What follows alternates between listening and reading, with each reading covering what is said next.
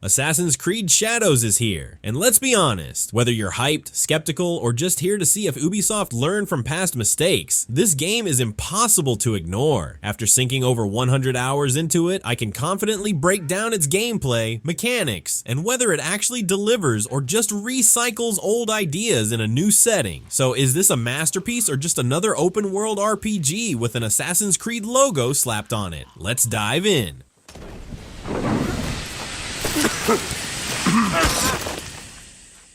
That's big, and no, but not too big. Every Assassin's Creed game promises a vast, immersive world. But let's be real. How many times have we wandered through enormous maps that felt more like digital deserts filled with copy-paste side quests? Thankfully, Shadows takes a different approach. While it's not the largest map in the franchise, a blessing really, it strikes a balance between scale and substance. If you're a main story only kind of player, expect about 30 hours of gameplay. But for the completionists out there, easily over 100 hours of content. Because of course, you have to chase down every collectible, right? The biggest win, the recruitment system. Unlike past games where random NPCs magically joined your cause, here, allies are woven into the narrative through side missions. It actually feels like they belong in the story rather than being glorified background extras. Ubisoft's big innovation this time, the objective board, a system that helps track missions, uncover hidden quests, and, let's be real, remind you of just how much you haven't completed yet. Sounds great, but let's ask the real question. Does this make the game more dynamic, or is it just a fancier way of managing a glorified to-do list? Personally, I found it refreshing. Even after 100 hours, I stumbled upon an entirely new mission by wandering into an unexplored area. For players who love chasing every last detail, this feature keeps the world feeling alive. Raise your hand if you're tired of grinding for loot only to get another mediocre dagger. Well, Assassin's Creed Shadows introduces targeted loot, a system that lets you farm specific gear rather than relying on RNG.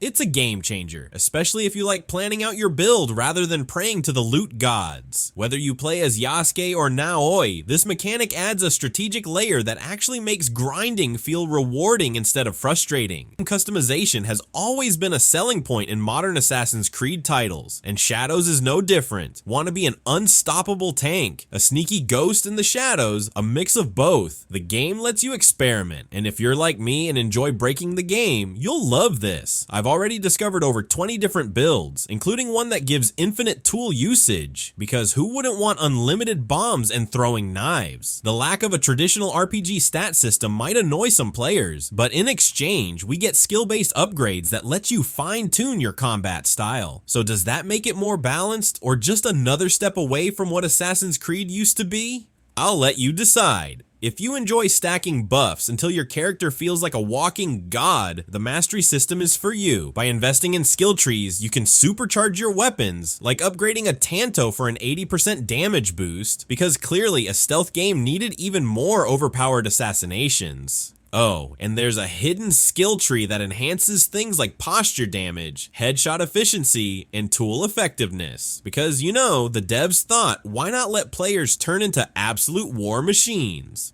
Let's talk about the setting. Feudal Japan, a dream come true for many fans. And to be fair, Ubisoft nailed the atmosphere. Political intrigue, power struggles, and a narrative that actually feels engaging. It's all here. But here's the potential controversy. What about classic parkour? If you're expecting a return to the slick, vertical movement of the Ezio days, prepare to be disappointed. The game leans more into exploration and combat rather than rooftop acrobatics. Does that make it better or just another step away from the franchise's roots?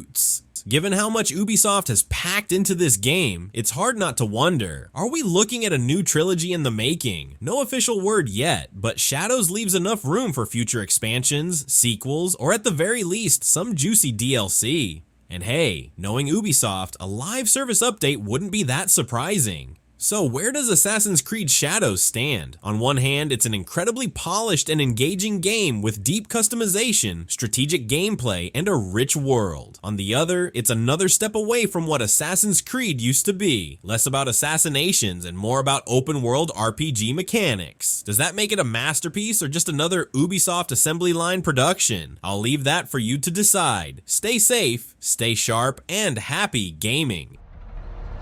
Power.